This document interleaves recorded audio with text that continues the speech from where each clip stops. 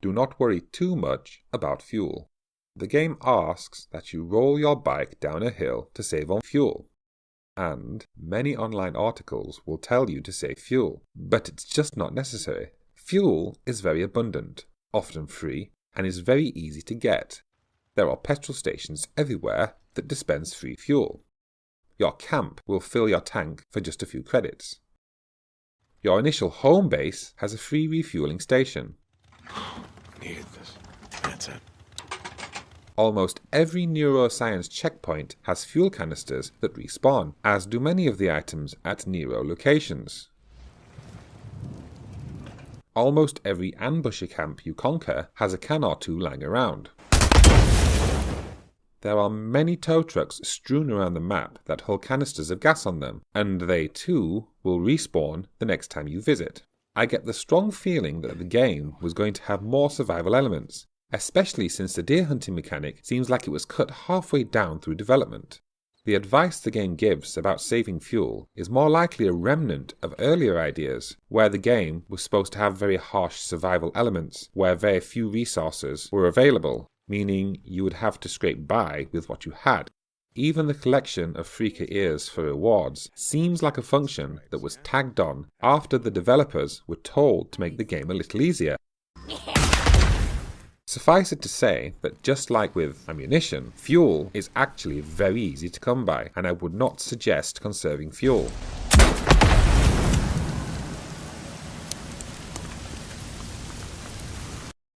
Pick up a bat and use it before upgrading.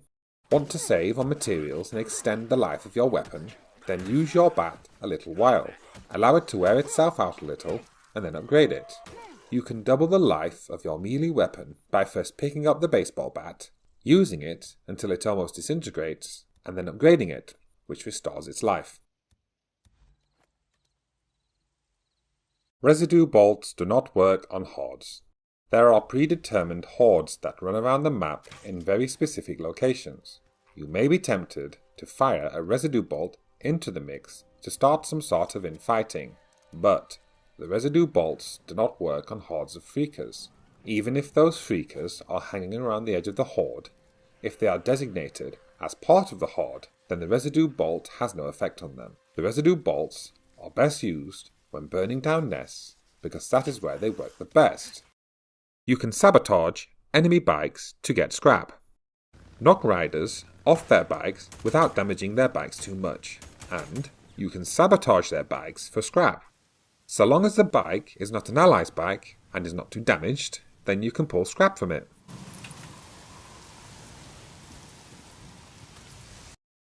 Take a screenshot of the map when you get IPCA tech. After the credits roll, you are given the chance to earn a stun gun. However, you need to collect 18 pieces of IPCA technology. When I had finished the game, I only had 16, so I had to go online, find the locations of each, and then visit each location to see where I had missed the IPCA tech pickup. Avoid this problem by taking a screenshot of the map wherever you pick up IPCA technology. That way, at the end of the game, you know where not to visit in order to find your final pieces of IPCA tech. Let them run into your field of aim. A large part of the tension in this game is born from the game trying to make you panic. It doesn't try to scare you, but it does use every trick in the book to make you panic, because you shoot and flail wildly when you panic. Learn to relax, and learn to take a very measured approach to your shooting. Do not be afraid to shoot freakers up close, especially since that is when they're at their most vulnerable.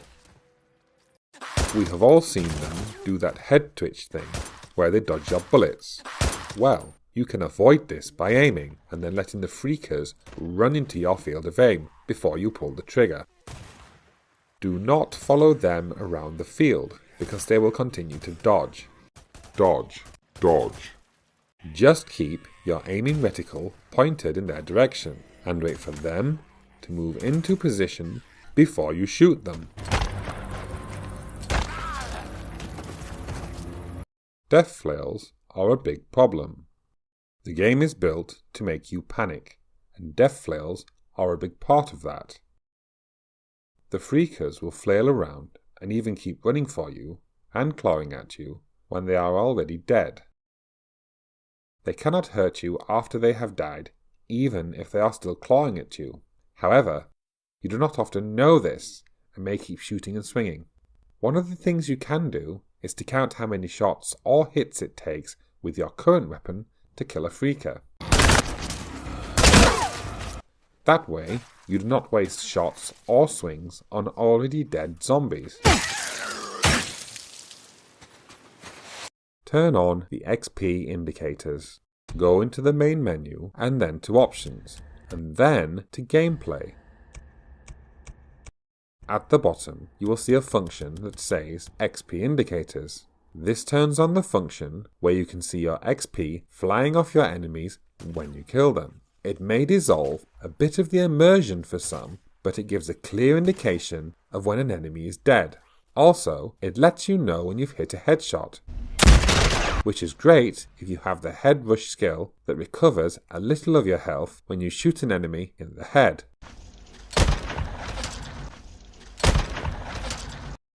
The trophies section actually has a use. It teaches you to play the game more freely, teaching you things like rewarding you for damaging your bike so that you do not drive around scared to bash into things.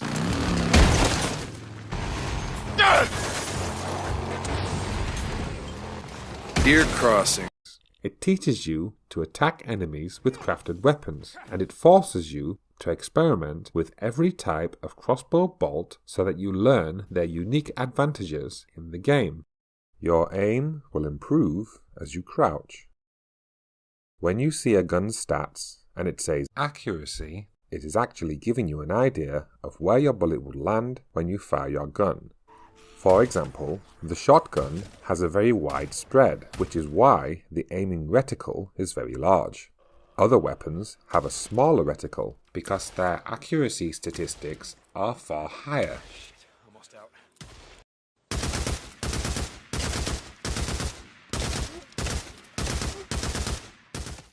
Other weapons have a smaller reticle. You can improve it and make it smaller with the correct skills, and by standing still. You can also crouch to improve the spread and make your aimed shots more accurate.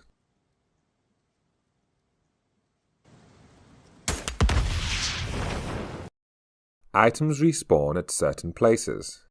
Your initial base on the mountain has items strewn everywhere that keeps respawning every day. The new row checkpoints have respawning items, which usually includes a bit of scrap and almost always includes a health pack inside the laboratory trailer. Plus, your initial base and Nero labs all have free fuel, so you can fast travel to them without additional cost. You can have a bit of a restock and then move on to fast travel to the next one. Hit deers and wolves with your bike. Just like hitting freakers and enemies, you can hit wildlife with your bike too. It is often easier and quicker than getting off your bike and shooting, or trying to shoot wildlife while you're on your bike. Sadly, hitting a bear won't kill it, though I have never hit one at full speed with the nitrous on. However, even a bash at a regular speed will damage your bike within 3% of a total write-off.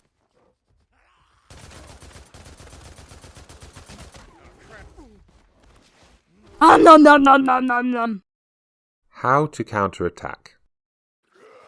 My first question was, how do I counterattack? How do I use the escape artist skill in Days Gone? If you have the escape artist skill, then you bash the correct button shown on the screen until you break from a grapple. Then, a button will appear on the screen and a small line will spin around it.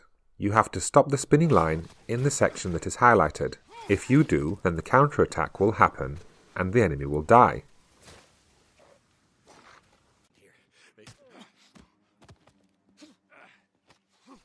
Do not panic when it is spinning, because you cannot be attacked while you are in a grapple.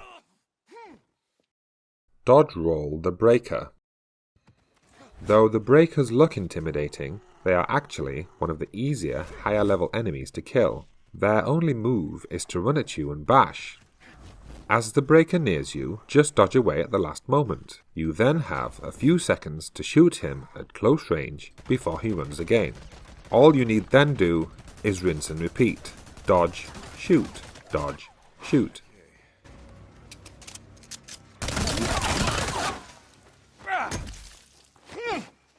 Another bounty. The auto shotgun is a great mid-game gun for freakers. The auto shotgun is awesome for taking down freakers. It works the best when they are close, and it has a very wide spread, so that when they are up close it is hard to miss them. It has a massive ammo capacity, especially if you have the up the ante skill. Plus, it shoots as quickly as you can pull the trigger, and you can shoot lots of shots before needing to reload.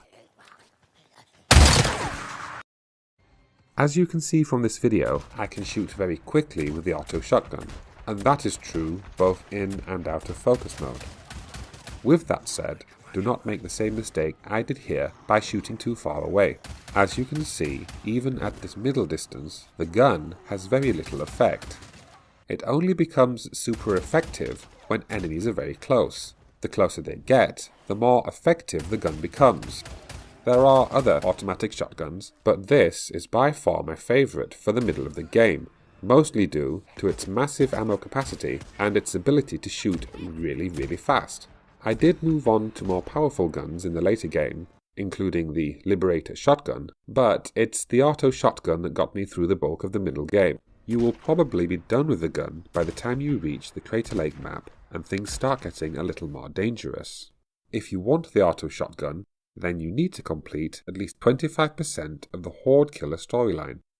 In short, there are 40 hordes spanning all the maps in the game. 3 of the hordes you are forced to play through a storyline, leaving 37 optional hordes.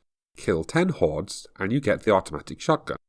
If you are struggling to find enough hordes, then go online and look at the websites of people who have diligently screenshot the horde locations. Shoot enemies in the head. Not only do you get 1.5 times more XP if you shoot a freaker in the head, but there is also a skill called Head Rush, where you get some of your life back if you shoot an enemy in the head. Hunting freakers at night. I have read several articles saying that hunting freakers at night gives you more XP because they are stronger. I am having a hard time proving this because freakers seem to give off the same amount of XP night or day.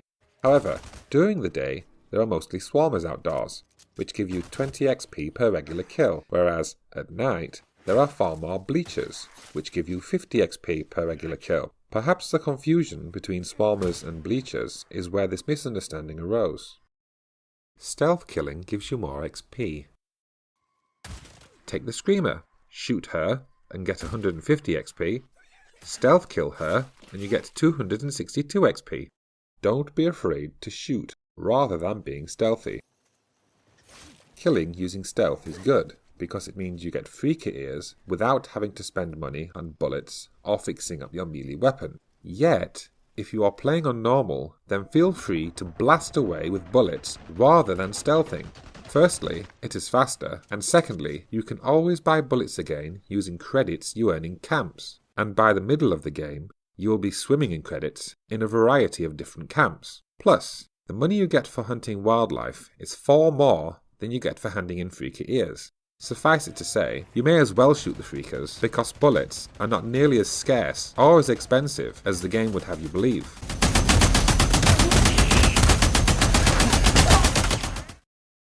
Upgrade your bike and drive over freakers. You can upgrade your bike to become more deadly, so that any freakers you hit will die outright. You can hit freakers on a bike that you haven't upgraded, but you will have to hit them at high speed to make them die. However, after you upgrade your bike a little, you can hit the freakers with less force and still kill them. Also, as you upgrade your bike, it becomes faster, which means you do not need as big of a run-up before hitting the freaker killing speed. You do not have to crouch to stealth. All you have to do is catch an enemy on a low alert level. This means you can literally sprint up behind an enemy and initiate a stealth takedown. The only way this doesn't work is if the enemy becomes aware of you before you press the stealth takedown button. Shooting people off bikes. When you encounter regular bikers, your best bet is to shoot them off the bike. Do not worry about being too accurate. Even a bike at 9% will still give you 3 scrap when you sabotage it, so do not worry yourself too much about keeping the enemy bike safe. It is only when the enemy bike is totaled that you cannot get scrap from it.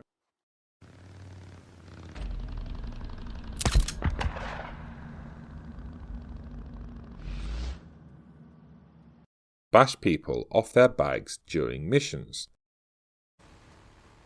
An upgraded bike is also more durable and more deadly, so that you can easily damage other people on their bikes. There are several occasions where you will have to chase somebody down as part of a mission. Instead of shooting, just bash them, using your nitro to help you get the speed.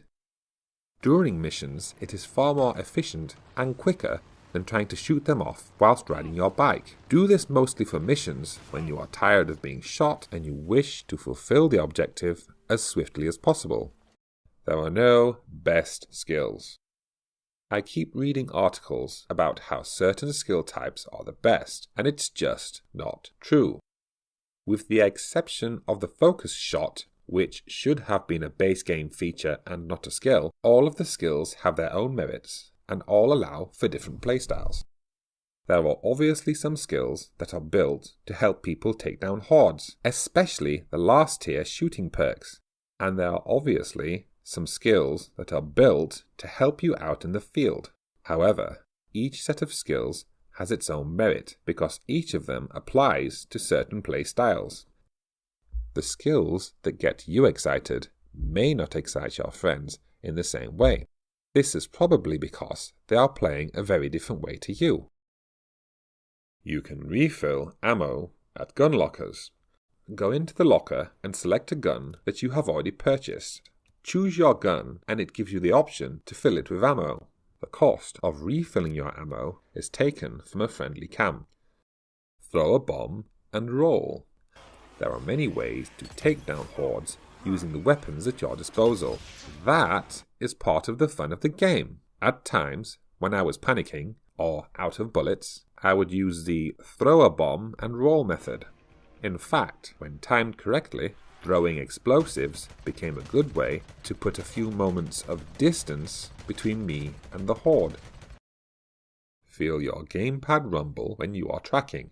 This is a very well-made game.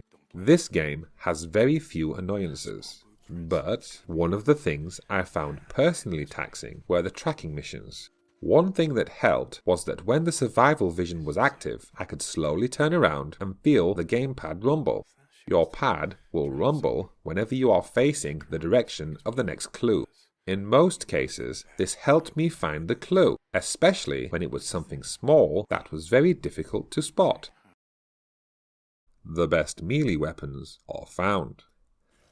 Despite the game allowing you to make your own melee weapons, the most powerful I ever possessed were ones I found. Specifically, I found them whilst travelling on Crater Lake and on Highway 97. They are not overly common, but, on the other hand, are not very difficult to find. In fact, I almost guarantee you will come across them in your travels around Crater Lake and Highway 97. Once you find them, do not drop them because they may be tricky to find again. When you finally come across them, keep them and repair them before they break. Using the field repair skill, you can use scrap to repair your weapon on the weapon wheel. Get through doors faster. You can burst through most doors. Running or sprinting, you can burst through doors. You do not have to hold a button in order to get through, unless you are trying to get through a neuroscience trailer door. Every horde member must be killed. You need to kill every member of a horde. If even one of them manages to escape, then you have to track it down or your achievement will not be logged. This can be very frustrating if one of the horde glitches out and gets stuck behind a wall. It can also be very annoying if one of them wanders off and you have to go on a freak hunt.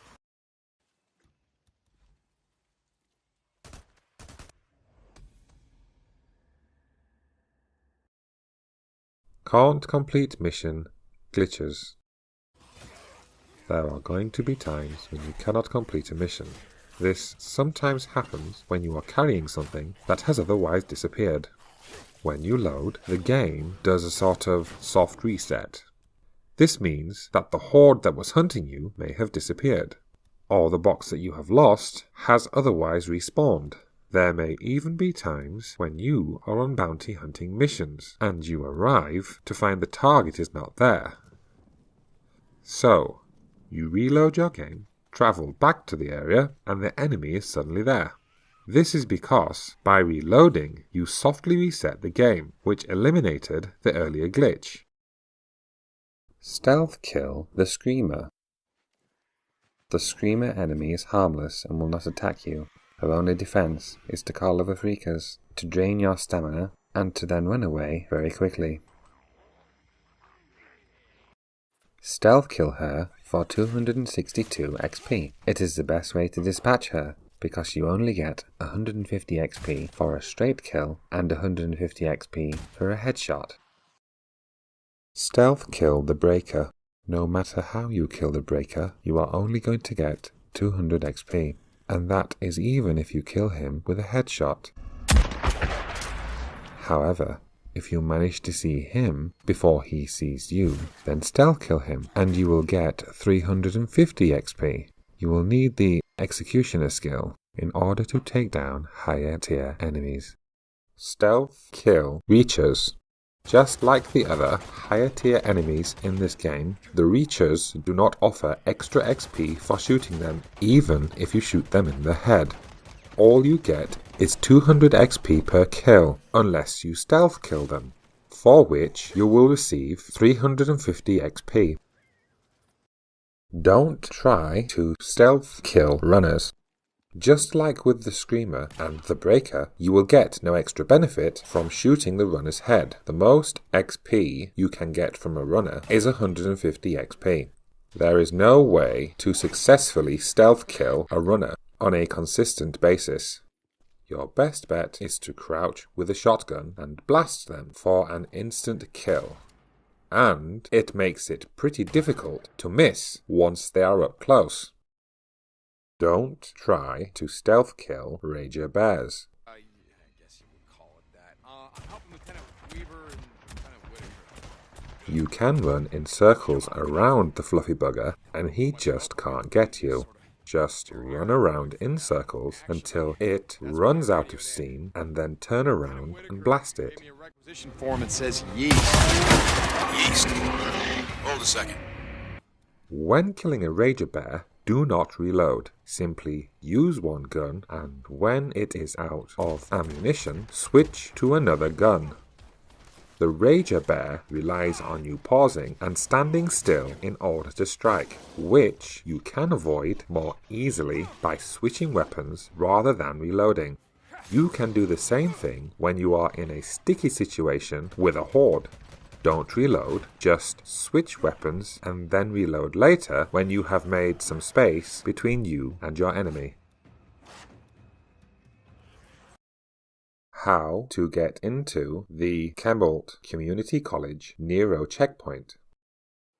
As you go searching for Nero checkpoints, you will come across the Chemult College, and no matter what you do, you will not be able to get inside. This is only temporary. As you go through the main missions, the area will open up. Later in the game, there is a mission called I'm Never Giving Up / So Many of Them, during which you will be given access to the Chemult Community College Nero checkpoint. Refuel and restock at camps. Do not worry about running out of camp credit. You may run out of camp credit after you have just paid for a few upgrades, but in most cases you are going to be flooded with camp credit. Even by accident, you are going to collect freaker ears, and you are probably going to pick up plants and dead animals too, all of which can be traded for credit. Plus, many missions pay in credits too. In short, do not worry about running out of credit in camps. With that in mind, every time you visit a camp, you should resupply your bullets, health items, throwables, and you should repair your bike and fuel it up. These functions alone are going to save you a lot of fussing and messing around while playing the game. There are genuinely no reasons to be frugal when playing this game. Throw Molotovs and roll. Sometimes you are forced to make a snap decision and throw a Molotov near you. This often results in you being set on fire.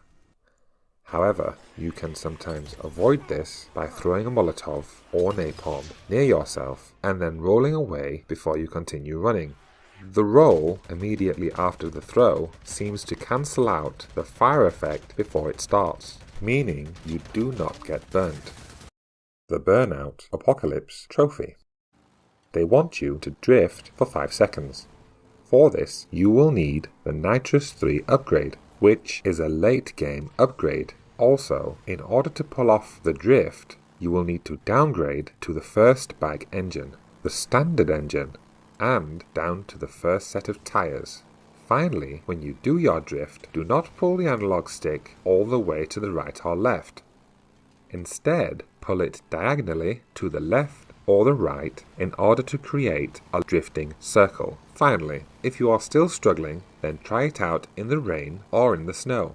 The goal is to keep the bike moving. This is a very frustrating trophy that took me a while to achieve, but that is how I did it. Things can sometimes get a little Far Cry 5.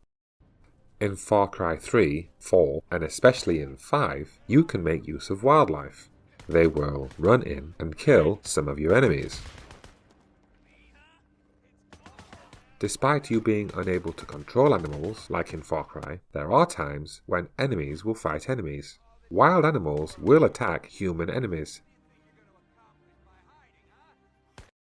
Freakers will attack breakers, and there are even times when hordes will run in and start attacking human enemies when you don't expect them.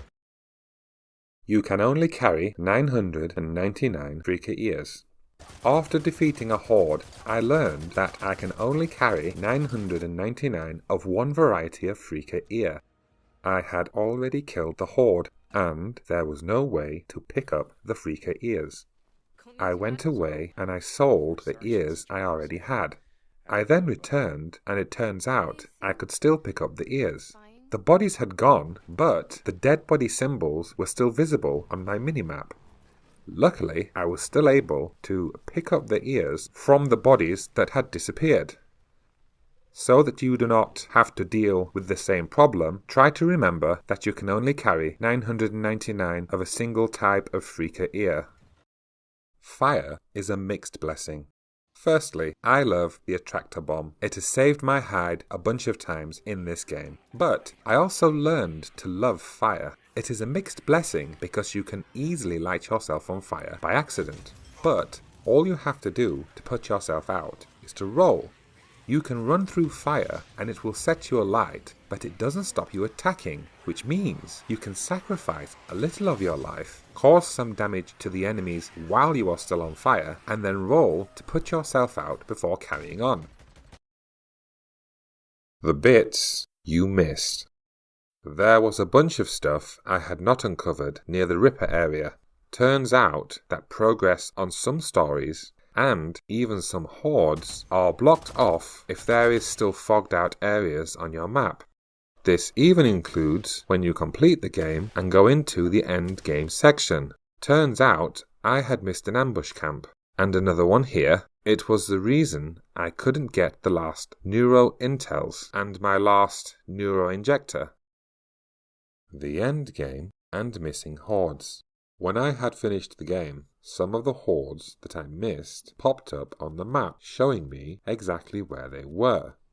I killed them, but then I saw that the horde's mission was not complete. The game informed me there were still hordes that needed killing on Highway 97. However, the map didn't identify where the hordes were. I continued playing and then I died. After a while, or perhaps after I died, the hordes seemed to appear on the map. It may have been because my character died, or because I was progressing through the endgame missions, or perhaps even because I was opening up areas I had missed during the game. Nevertheless, at the end of the game, after a while, the map eventually showed me the final remaining hordes that I needed to complete the Hordes mission. You're safe now. This is a mild spoiler, but there are a series of missions with a traumatized young girl. At the end of the game, you are going to see that her mission is only 90% complete. Keep completing endgame tasks, including taking out the hordes, and eventually the end of her mission will present itself. Days Gone is a brilliant game. It is well worth seeing it through all the way to the end, and playing through the missions in the endgame period. I know people say that this is just another zombie sandbox in an already oversaturated marketplace, but that is not the point. With this game, it's almost as if the developers took everything about sandbox games, examined it, and then purposefully removed all the annoying stuff that one usually finds in a sandbox game. I usually can't finish sandboxes. Usually, it's because there's too much to do, or the story gets lost, or I become overleveled and get bored. But I played all the way through Days Gone, including the endgame stuff, and I think it's brilliant. It is good to see that developers can learn from the mistakes of others. Even with regards to the story, every mission doesn't have to be a firework display. Every character moment doesn't have to be exaggerated, and the protagonist is allowed to be kind of pissed off with what he or she has to put up with. I think the character moments alone are enough to sell this game. It may seem like the story has been done 100 times before, but has it? This game is about real people struggling to cope, and at its core, the story is one of hope, or, at the very least, the human capacity to hold out hope when all else around them is falling apart. I know there are a lot of zombie sandbox games out there, but this is the first one I have ever played where they have got everything right. And that is something worth celebrating. So, thank you, SIE Bend Studio.